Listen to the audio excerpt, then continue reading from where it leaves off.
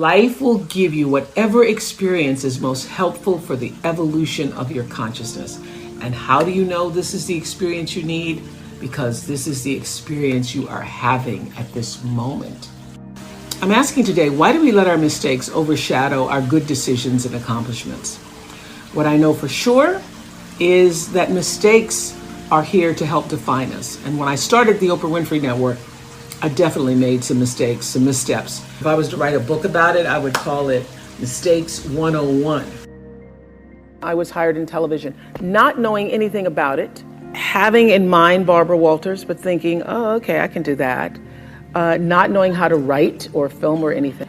And I think it was because it was the times, and I literally had somebody who was willing to work with me that I managed to find my way.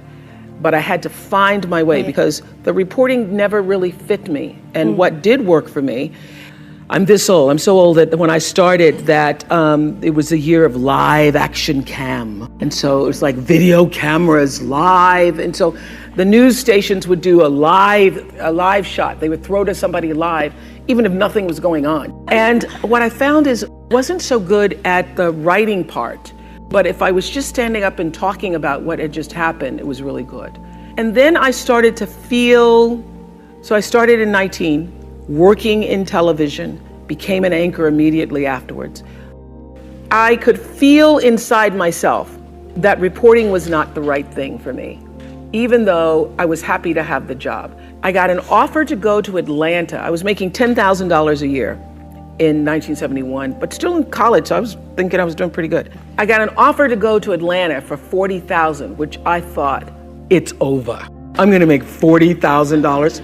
And my boss at the time said to me, you do not know what you don't know, and you need to stay here until you can learn to write better, until you can perfect your craft as a journalist.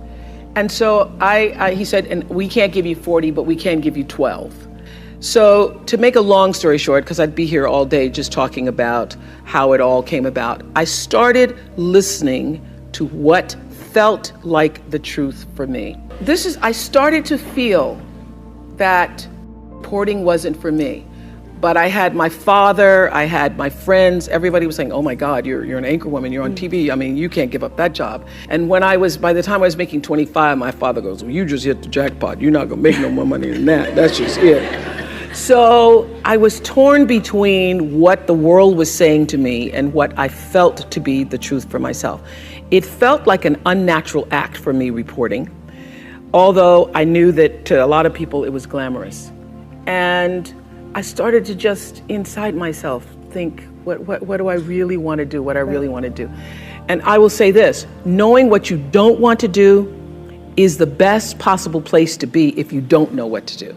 Because knowing what you don't want to do leads you to figure out what is it you really do want to do. When I was a news reporter, it was so unnatural for me, to cover somebody's tragedies and difficulties, and then to not to feel anything for it. If I were to put it in business terms, or to leave you with the message, that the truth is, I have from the very beginning listened to my instinct.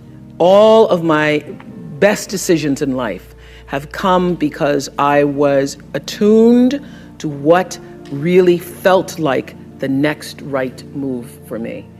So when I got the call to come to Chicago, after starting with a co-anchor and working in talk for several years, I knew that it was the right thing to do. Every single person, except my best friend Gail, said you're gonna fail. Every single person when I left, my bosses by this time thought I was terrific and said, you're walking into a landmine, you're gonna fail, Chicago's a racist city, you're black, you're not gonna make it. Everything to keep me staying. They then offered me a car and an apartment and all this stuff. And I said, no, if I fail, then I will find out what is the next thing for me. And I was not one of those people, all of my, the people who worked with me in news, they would have their tapes and they'd have their stories and they'd have, resumes ready. I didn't have any of that because I knew that the time would come where what I needed would show up for me. And when that showed up, I was ready. Because my definition of luck is preparation meeting the moment of opportunity. And I was prepared to be able to step into that world of talk in a way that I knew I could do it. I changed how I viewed power about 1989. There was a book I read by a man named Gary Zukav called Seat of the Soul. And in Seat of the Soul, he defined what is true power, what is authentic power. And his definition of authentic power, meaning the kind of power that can never be taken from you.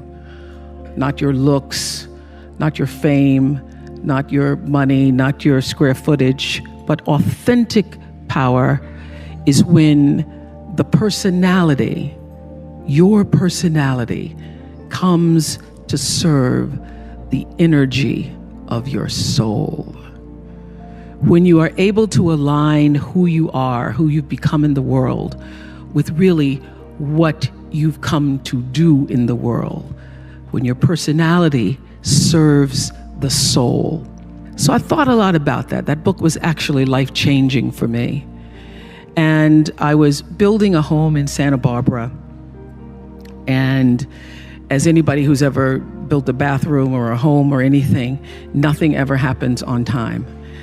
And it was 2002 and we're supposed to be finished and it wasn't finished. And I was like, I can't wait to get in my house and I'm finally gonna have a great Christmas and I'm gonna do the kind of Christmas that I dreamed of from the Courier and Ives, cards. So I'm gonna have the wreaths on the door, but I didn't have a floor, so it's a little difficult to do that.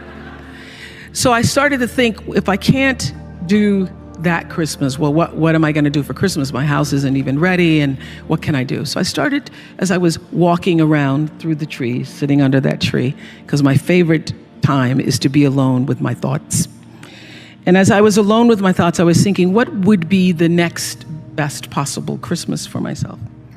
And I thought of the best Christmas I ever had. The best Christmas I ever had was when I was 12 years old. My mother was on welfare. I was living with my mother and a half brother and sister in Milwaukee. And my mother called me, the oldest, into a room to say, we won't be having Christmas this year. I said, we won't be having Christmas. What about Santa Claus? There is no Santa Claus. I had already figured that out, but okay. I was embarrassed and I was ashamed because for the first time, I had to face the reality that, what I've been suspecting, that we're not like the other kids, that we really are poor, is true. So we're not going to have Christmas.